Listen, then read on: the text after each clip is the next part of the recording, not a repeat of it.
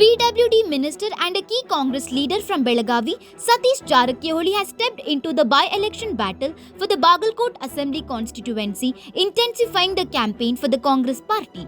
He is known as a political strategist in Belagavi politics. Satish Jarakiholi has been given in charge of the Bagalkot by-election. He campaigned in several areas including Kamatagi, Aihole and Amingada, seeking votes for Congress candidate Umesh Meti.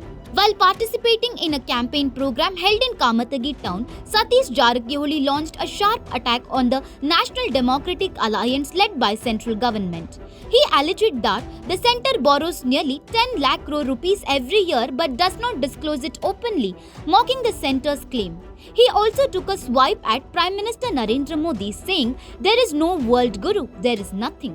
Speaking about the Upper Krishna project, Jarakiholi criticized former Deputy Chief Minister and current Chitradurga MP Govinda Karajola. He claimed that although Karajola was a minister when his government was in power, he did not move the project forward, alleging that not even a single stone was shifted from one side to another. Jarakiholi further said that after Siddaramaiah came to power, a Padayatra from Hospet to Kudala Sangama was undertaken to push for the project. He stated that 70,000 crore rupees had been allocated to the Upper Krishna project over 5 years and assured that thousands of crores more would be provided. He added that work is currently underway to provide irrigation water to districts including Yadgir, Kalaburgi, Bagalkot and Raichur. Concluding his speech, Satish Jarakiholi appealed to voters to support Congress candidate Umesh Meti in the Bagalkot by-election. ಒಂದು ತಿಂಗಳಿಂದ ನಿಮ್ಮ ಜೊತೆ ಸಂಪರ್ಕದಲ್ಲಿದ್ದಾರೆ. ಈಗಾಗಲೇ ನನಗೆಲ್ಲ ಊರಿನ ಮಾಹಿತಿಗಳನ್ನ ಸಮಸ್ಯೆಗಳನ್ನ ಏನೇನಿದೆ ಅನ್ನೋ ಕೊಟ್ಟಿದ್ದಾರೆ. ಅದಕ್ಕೆ ನಾನು ಕೂಡ ಮಾಡತಾರೆ, ಚೆನ್ನಾಗಿ ಕೆಲಸ ಮಾಡ್ತಾರೆ. ನೀವು ಅವ್ರ ಜೊತೆ ಕೈ ಜೋಡಿಸಿದ್ರೆ ಖಂಡಿತವಾಗಿ ಈಗ ಬಿಜೆಪಿ ಅವ್ರಿಗೆ ಹೇಳಿದ್ರ, ನಮ್ಮ ತಿಮ್ಮಣ್ಣವ್ರು ಹೇಳ್ತಾರೆ 2 ಕೋಟಿ 50 ಲಕ್ಷ ಇವತ್ತು ಸಾಲ ಇದೆ.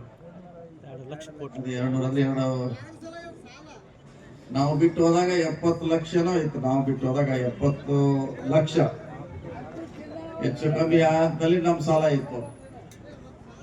ಈಗ ಅದನ್ನು ಬಿಡ್ತಾರ, ಪ್ರತಿ ವರ್ಷ 10 ಲಕ್ಷ ಕೋಟಿ ಸಾಲ ಮಾಡ್ತಾರ ಪ್ರತಿ ವರ್ಷ. ಅದನ್ನ ಹೇಳೋಲ್ಲ, ಅದನ್ನ ಮಾತ್ರ ಯಾವಾಗ ಹೇಳಲ್ಲ. ಹಂಗೆ ಈಶ್ವಗುರು ಅಂತ ಹೇಳ್ತಾರೆ. ಏನಿಲ್ಲ, ಇಲ್ಲ, ಯಾವ ಗುರುನೂ ಇಲ್ಲ, ಯಾವ್ದಿಲ್ಲ, ಹೇಳೇ ಹೇಳ್ತಾರೆ. ಮತ್ತು ಕಾರಜೋಳ ಅವರು ಸುಮಾರು ಯಾವಾಗ ಅವ್ರ ಸರ್ಕಾರ ಬರುತ್ತೆ ಅವಾಗ ಅವ್ರ ಮಂತ್ರಿಗಳು ಒಂದು ಕಲ್ಲು ಕೂಡ ಇಡಕ್ಕಾಗಿಲ್ಲ ಅವ್ರಿಗೆ. ಕಲ್ಲು ಈ ಕಡೆ ಕಿತ್ತು ಈ ಕಡೆ ಇಡಕ್ಕಾಗಿಲ್ಲ. ಆದ್ರೆ ಆರೋಪ ಮಾತ್ರ ಬಹಳ ನಯವಾಗಿ ಹೇಳ್ತಾರ, ನಂಬಿಸುವಂಗೆ ಹೇಳ್ತಾರ. ಅವರಿದ್ದಾಗ ಅವರೇ ನೀರಾವರಿ ಮಂತ್ರಿಗಳು. ನಾವೀಗ 70,000 ಕೋಟಿ 5 ವರ್ಷಗಳಲ್ಲಿ ಘೋಷಣೆ ಮಾಡಿದೀವಿ. ಈ ಸಾರಿ 10,000 ಕೋಟಿ ಕೊಡ್ತಾ ಇದ್ದೀವಿ. ಮತ್ತೆ ಹಿಂದೆ ನಾವು ಇದ್ದಾಗನೇ ಅದನ್ನ ಎತ್ತರ ಮಾಡುವಂತ ಸಿದ್ದರಾಮಯ್ಯ ಬಂದ ಮೇಲೆ ನಾವು ಹೊಸಪೇಟೆನಿಂದ ಎಲ್ಲಿವರೆಗೆ ಬಂದ್ರು ಕೂಡಲ ಸಂಗಮವರೆಗೆ ಪಾದಯಾತ್ರೆ ಬಂದಿದ್ವಿ. ಅವಾಗ ಘೋಷಣೆ ಮಾಡಿದ್ವಿ.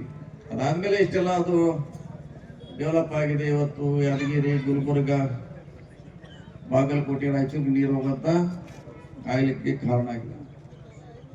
ನಮ್ಮ ಸರ್ಕಾರ ಯಾವಾಗ ಬಂದಿದೆ ಅದು ರೈತ ಪರವಾಗಿ ಕೆಲಸ ಮಾಡಿದೆ, ಹಿಂದುಳಿದವರ ಪರವಾಗಿ ಕೆಲಸ ಮಾಡಿದೆ, ದಲಿತರ ಪರವಾಗಿ ಕೆಲಸ ಮಾಡಿದೆ, ಎಲ್ಲ ಮಹಿಳೆಯರ ಪರವಾಗಿ ನಮ್ಮ ಸರ್ಕಾರ ಕೆಲಸ ಮಾಡಿದೆ ಅನ್ನೋ ಮಾತನ್ನ ಈ ಸಂದರ್ಭದಲ್ಲಿ ಹೇಳುತ್ತಾ, ನಮ್ಮದು ಚುನಾವಣೆ ಮಾಡುವಷ್ಟೇ ನಮ್ಮ ಕೆಲಸ. ಒಂದು ಕಡೆ ಅವ್ರ ಭಾಷಣ ಅವರು ಮಾಡ್ತಿರ್ತಾರೆ, ನಾವು ಎಲ್ಲರೂ ಕೂಡಿ ಕೆಳ ಹಂತದಲ್ಲಿ ಯಾವ ರೀತಿ ಚುನಾವಣೆ ಮಾಡ್ಬೇಕನ್ನೋದಕ್ಕೆ ಹೆಚ್ಚು ನಾವು ಫೋಕಸ್ ಮಾಡೋಣ, ಹೆಚ್ಚು ಗಮನವನ್ನು ಕೊಡು ಅಂತೇಳಿ ಮತ್ತೆ ನಾನು ಇಲ್ಲಿ ಬರ್ತೀವಿ.